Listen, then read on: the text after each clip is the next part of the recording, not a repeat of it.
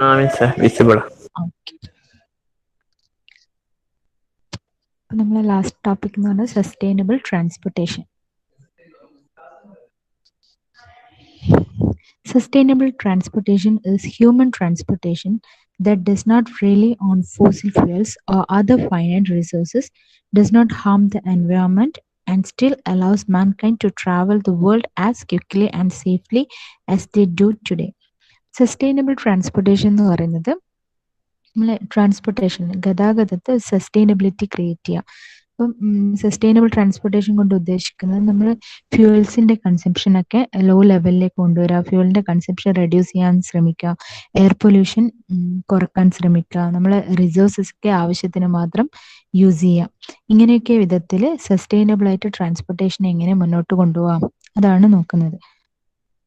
Why is this issue important? Regular transportation causes air pollution.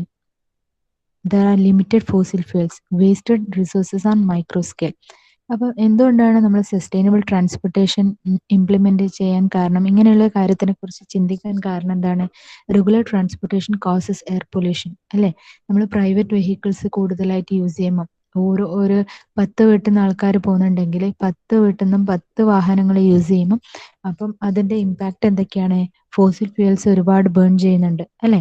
പിന്നെ നമ്മൾ public vehicles ഉപയോഗിക്കുന്നതിന് പകരം ഓരോരാളും അവരുടെ പ്രൈവറ്റ് വെഹിക്കിൾസ് യൂസ് ചെയ്യുമ്പോൾ ഫോസിൽ ഫ്യൂൽസിൻ്റെ കൺസംഷൻ കൂടുതലാണ്. അതുപോലെ എയർ പൊല്യൂഷൻ കൂടുന്നുണ്ട്, പിന്നെ വേസ്റ്റഡ് റിസോഴ്സസ് വരുന്നുണ്ട്. ഈ ഒരു കേസൊക്കെ കൊണ്ടാണ് സസ്റ്റൈനബിൾ ട്രാൻസ്പോർട്ടേഷൻ എന്ന് പറയുന്ന ഒരു കൺസെപ്റ്റ് നിലവിൽ വരാൻ കാരണം. Then air pollution. Pollutant in all driven vehicles is CO2 or carbon dioxide അല്ലേ. പിന്നെ ഓയിൽ ഡ്രിവൺ വെഹിക്കിൾസിലൊക്കെയുള്ള മെയിൻ പൊല്യൂട്ടൻ്റ് എന്ന് പറഞ്ഞാൽ എയർ പൊല്യൂട്ടഡ് ആക്കുന്ന കണ്ടന്റ് എന്ന് പറയുന്നത് കാർബൺ ഡൈ ഓക്സൈഡ് അല്ലേ. അപ്പോൾ കാർബൺ ക്രെഡിറ്റ് ഇൻക്രീസ് ചെയ്യാനുള്ള കാരണം സസ്റ്റൈനബിൾ ട്രാൻസ്പോർട്ടേഷൻ നമ്മൾ ഇംപ്ലിമെൻറ്റ് ചെയ്തില്ലെങ്കിൽ കൂടുതലായിട്ടും എയർ പൊല്യൂട്ടഡ് ആവുന്നുണ്ട്. കാർബൺ ഡൈ ഓക്സൈഡിൻ്റെ എമിഷൻസ് കൂടുന്നുണ്ട് അറ്റ്മോസ്ഫിയറിലേക്ക്. Then air pollution and your health. Between 350,000 and 5 lakh Chinese die prematurely each year because of the country's disastrous air pollution. അല്ലേ, air pollution കാരണം 3,050,000ക്കും 3,50,000 5 lakhനും ഇടയിൽ ആൾക്കാർ മരിക്കുന്നുണ്ട് ഈ air pollution, disastrous air pollution കാരണം ആൾക്കാർ per year ഇങ്ങനെ മരിച്ചുകൊണ്ടേയിരിക്കുകയാണ്. Then air pollution and transportation. This pollution comes partially from vehicles exhaust which outputs large amount of CO2.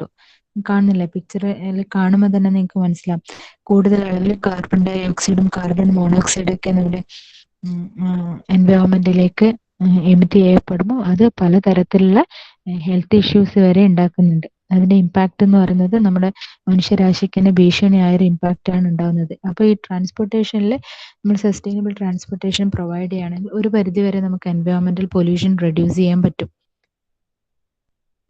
Then limited fossil fuels. Fossil fuel is a broad term that refers to combustible deposits of organic materials found on earth. അല്ലേ, fossil fuel എങ്ങനെയാണ് fossil ഫ്യൂൽസിന്റെ production എന്നൊക്കെ നമ്മൾ describe ചെയ്ത് കഴിഞ്ഞു. Fossil fuels ഉണ്ടാക്കണമെങ്കിൽ തന്നെ നമ്മൾ dead plants ഒക്കെ മെനി ഇയേഴ്സ് ഇങ്ങനെ സ്റ്റോർ ചെയ്ത് വെച്ചതിന് ശേഷമാണ് ഫോസിൽ ഫ്യൂൽസ് ഒക്കെ ക്രിയേറ്റ് ചെയ്യുന്നത് അല്ലേ. അപ്പോൾ ഓവർ കൺസംഷൻ നടത്തുമ്പോൾ എന്താണ്, നമുക്ക് ലാക്ക് ഓഫ് ഫോസിൽ ഫ്യൂൽസ് ആയിരിക്കും, നമുക്ക് ആവശ്യത്തിന് റിസോഴ്സസ് ഉപയോഗിക്കാൻ പറ്റില്ല. These fuels are formed by decayed plants and animals that naturally convert into crude oil, coal and natural gas over hundreds of millions of years. This extreme creation duration makes the current supply finite. Eventually, we will either run out of the fossil fuels or go extinct as a species. We must find renewable energy sources before it gets to its end. അല്ലെ, ട്രാൻസ്പോർട്ടേഷനിലൊക്കെ നമ്മൾ പൊതുവേ use ചെയ്യുന്നത് എന്താണ്, non renewable energy sources ആണ്. നമ്മൾ ഉപയോഗിക്കുന്ന fuels നമുക്ക് വീണ്ടും റിന്യൂ ചെയ്യാൻ പറ്റുന്നില്ല അല്ലെ. നോൺ റിന്യൂവബിൾ ആയിട്ടുള്ള എനർജി സോഴ്സസ് ആണ് നമ്മൾ ട്രാൻസ്പോർട്ടേഷനിലൊക്കെ യൂസ് ചെയ്യുന്നത്. അപ്പോൾ നമ്മൾ കൂടുതലായിട്ട് ഇങ്ങനെ ഫോസിൽ ഫ്യൂവൽസ്, എല്ലാ ഫ്യൂവൽസും നമ്മൾ കൂടുതലായിട്ട് crude oil, call, natural gas, പിന്നെ ഇങ്ങനെയുള്ള കാര്യങ്ങളൊക്കെ നമ്മൾ ട്രാൻസ്പോർട്ടേഷനിൽ കൂടുതലായിട്ടും യൂസ് ചെയ്ത് കഴിഞ്ഞാൽ എന്താണ് സംഭവിക്കുക, നമ്മൾ വരുന്ന തലമുറയ്ക്ക് അല്ലെ ഫ്യൂച്ചറിലേക്ക് ലാക്ക് ഓഫ് റിസോഴ്സസ് ഉണ്ടാവും അല്ലെ നമുക്ക് ഭാവി തലമുറക്ക് റിസോഴ്സസ് കൺസംഷൻ ഇല്ലാത്ത ഒരവസ്ഥ വരും. അപ്പോൾ നമ്മൾ എന്ത് ചെയ്യണം, ഇപ്പം നമ്മളെ ഈ തലമുറ തന്നെ നമ്മളെ ട്രാൻസ്പോർട്ടേഷനൊക്കെ സസ്റ്റൈനബിൾ ആക്കിയിട്ട് നമുക്ക് ഫ്യൂവൽസ് ഒക്കെ നമ്മളെ റിസോഴ്സസ് ഒക്കെ ആവശ്യത്തിന് മാത്രം യൂസ് ചെയ്യുന്ന ഒരു കൺസെപ്റ്റിലേക്ക് എത്തണം. പിന്നെ റിന്യൂവബിൾ എനർജി, കൂടുതലായിട്ടും റിന്യൂവബിൾ എനർജി യൂസ് ചെയ്യുന്ന ഒരു സിറ്റുവേഷനിലേക്ക് എത്തുക.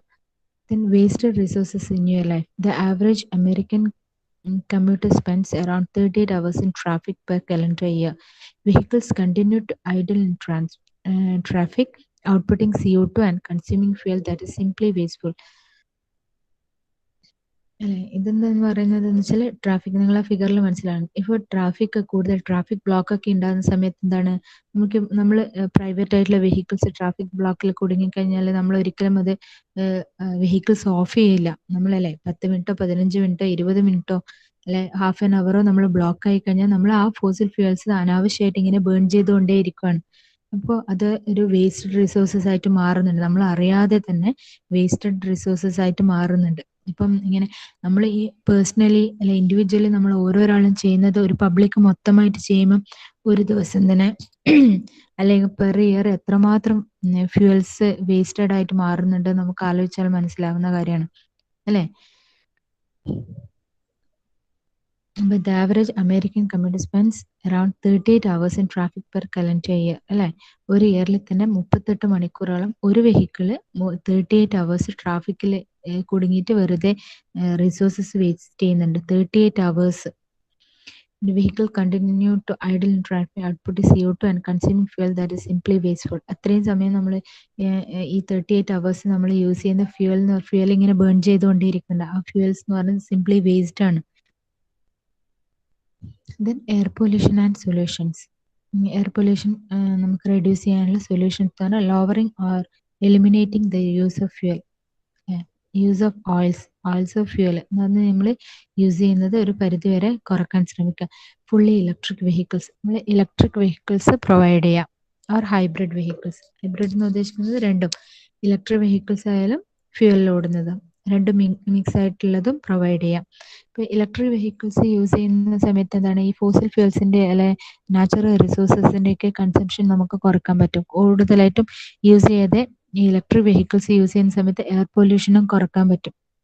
ഓക്കെ, പിന്നെ ഇലക്ട്രിക് വെഹിക്കിൾസ് യൂസ് ചെയ്യുമ്പോൾ കൂടുതൽ ഇലക്ട്രിസിറ്റി ഡയറക്റ്റ് ആയിട്ട് ഇലക്ട്രിസിറ്റി പ്രൊഡ്യൂസ് ചെയ്ത് സോളാർ എനർജി, വിൻഡ് എനർജി എന്നൊക്കെയുള്ള ഇലക്ട്രിസിറ്റി യൂസ് ചെയ്തിട്ട് വാഹനങ്ങൾ ഇലക്ട്രിക് വെഹിക്കിൾസ് യൂസ് ചെയ്യാൻ വേണ്ടിയിട്ട് ശ്രമിക്കണം. Then air pollution solutions.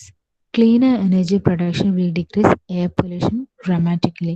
Cleaner energy alternatives to oil include hydroelectric, solar and nuclear power. Okay, hydroelectric power, solar power, nuclear power അതൊക്കെ നമ്മൾ describe ചെയ്ത് കഴിഞ്ഞു, കൂടുതലായിട്ട് വിശദീകരിച്ചു കഴിഞ്ഞാണ്. അപ്പം അങ്ങനെയുള്ള എനർജി സോഴ്സസ് എന്നൊക്കെ യൂസ് ചെയ്തിട്ടുള്ള ഇലക്ട്രിസിറ്റി കൊണ്ട് നമ്മൾ വെഹിക്കിൾസ് യൂസ് ചെയ്യാം. Then personal cost solutions. If cost of electricity is 12 cents per kilowatt per hour, an electric car costs about $540 per year to power. Compare that to around $2,900 per year gasoline that the average US household spends. If more focus is applied to clean energy harvesting, the electricity prices could go down with an influx of supply. Bus passes and train fare can be even cheaper than personal vehicles. Personal cost reduce ചെയ്യാൻ വേണ്ടിയിട്ട് നമ്മൾ bus, public transports ആയ bus അല്ലെങ്കിൽ train fair ഇതൊക്കെ നമ്മൾ private vehicles use ചെയ്തതിനേക്കാൾ കൂടുതൽ ചീപ്പറാണ്. അപ്പോൾ അങ്ങനെയുള്ള കാര്യങ്ങൾ പബ്ലിക് ആയിട്ടുള്ള ട്രാൻസ്പോർട്ടേഷൻ നമ്മൾ യൂസ് ചെയ്യാം. Solution expanded. These proposed solutions are of the American public and would work practically on a global scale. The most efficient transportation systems are in individual vehicles. It's mass transportation. Mass transportation എന്ന് ഉദ്ദേശിക്കുന്നത് public transportation ആണ്. This includes bus systems, high-speed trains, light rails, trolleys, etc. Mass transportation നമ്മൾ use ചെയ്യുക. Then mass transportation system allows many people to utilize the system simultaneously. Private vehicles എന്ന് പറഞ്ഞാൽ at A time ഒരു ഫാമിലിയിലുള്ള ആൾക്ക് അല്ലെ ഒരാൾക്ക് മാത്രമേ യൂസ് ചെയ്യാൻ പറ്റും. മാസ് ട്രാൻസ്പോർട്ടേഷൻ യൂസ് ചെയ്യുകയാണെങ്കിൽ high speed trains, bus facility, light rails ഇതൊക്കെ യൂസ് ചെയ്യുകയാണെങ്കിൽ അറ്റ് എ ടൈം തന്നെ മെനി പീപ്പിളിന് അത് യൂട്ടിലൈസ് ചെയ്യാൻ പറ്റും, while using much less energy and emitting far less per person. These systems are perfect for compressed areas such as cities, but not yet viable for all areas. അല്ലെ, ഇങ്ങനെയുള്ള vehicles ഒക്കെ use ചെയ്യുന്നത് കൂടുതൽ എഫക്റ്റീവാണ്, സിറ്റീസിലൊക്കെ കൂടുതൽ എഫക്റ്റീവായിട്ട് use ചെയ്യാൻ പറ്റും. Then sustainable transportation is a global movement. Many cities around the world have taken on the role of sustainable transportation and have been awarded for their innovative projects. The Sustainable Transport Award for established in 2005 and recognizes profound leadership, vision, and the achievement in sustainable transportation and urban livability. Let's take a look at some of the improvements others have made around the world. ഇനി കൂടുതൽ sustainable transportation in global movement എന്ന് ഉദ്ദേശിക്കുന്നത് many cities around the world have taken on the role of sustainable transport and have been awarded for the innovative projects. ഇപ്പോൾ sustainable ആയിട്ടുള്ള transportation പല കൺട്രീസും provide ചെയ്തിട്ടുണ്ട്. പല കൺട്രീസും പിന്നെ പ്രാക്ടിക്കൽ ആക്കിയിട്ടുണ്ട്. അപ്പോൾ അങ്ങനെയുള്ളവർക്ക് സസ്റ്റൈനബിൾ ട്രാൻസ്പോർട്ട് അവാർഡ് എന്ന് പറഞ്ഞിട്ട് 2005 ഒരു അവാർഡ് എസ്റ്റാബ്ലിഷ് ചെയ്തിട്ടുണ്ട്. കൂടുതലായിട്ടും അമേരിക്ക, ഇംഗ്ലണ്ട് പോലുള്ള രാജ്യങ്ങളിലാണ് ഈ മൂവ്മെന്റ് പ്രാക്ടിക്കൽ ആക്കിയിട്ട് വരുത്തിയത്. അപ്പോൾ നമുക്ക് എന്ത് ചെയ്യാൻ പറ്റും? Consider voting for candidates willing to make governmental mandates to improve sustainable transportation options such as green bus systems or electric trains. Green bus system or electric trains ഒക്കെ നമുക്ക് പ്രൊവൈഡ് ചെയ്യാൻ പറ്റും, സജസ്റ്റ് ചെയ്യാം. Consider utilizing mass transportation more often as a substitute for your personal vehicles. Personal vehicles ഓരോരാളും use ചെയ്യുന്നതിന് പകരം mass transportation അല്ലെങ്കിൽ public transportation provide ചെയ്യാം. When you do drive, you should also consider changing your driving style. Why is this important? അതെന്താ driving style change ചെയ്യാന്ന് പറയുന്നത്? നിങ്ങൾക്കറിയാം, നിങ്ങൾ മോസ്റ്റ് ഓഫ് ദ സ്റ്റുഡൻസിനും ഡ്രൈവിംഗ് അറിയുന്ന ആൾക്കാരായിരിക്കും. അപ്പം ഡ്രൈവിംഗ് സ്റ്റൈൽ ചേഞ്ച് ചെയ്യാന്ന് പറയുന്നത് എന്താണ്? നമ്മൾ ഗിയർ ചേഞ്ച് ചെയ്യുന്നത് അല്ലേ?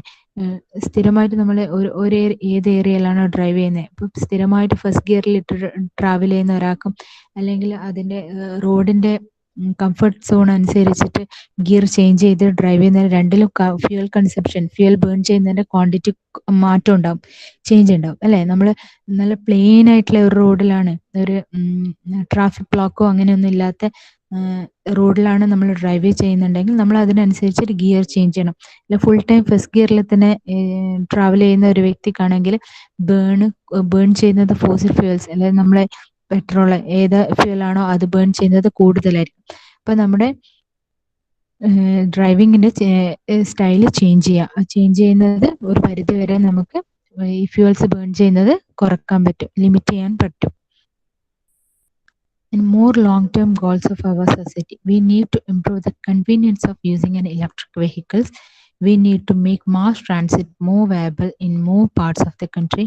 More importantly, we need to change how we perceive transportation and its effect on our earth as a society. The ideal world: transportation that requires zero fossil fuels, electric personal vehicles, electric mass transportation, and this electricity being harvested from clean sources, that is hydroelectric, solar, nuclear, etc. അല്ലേ?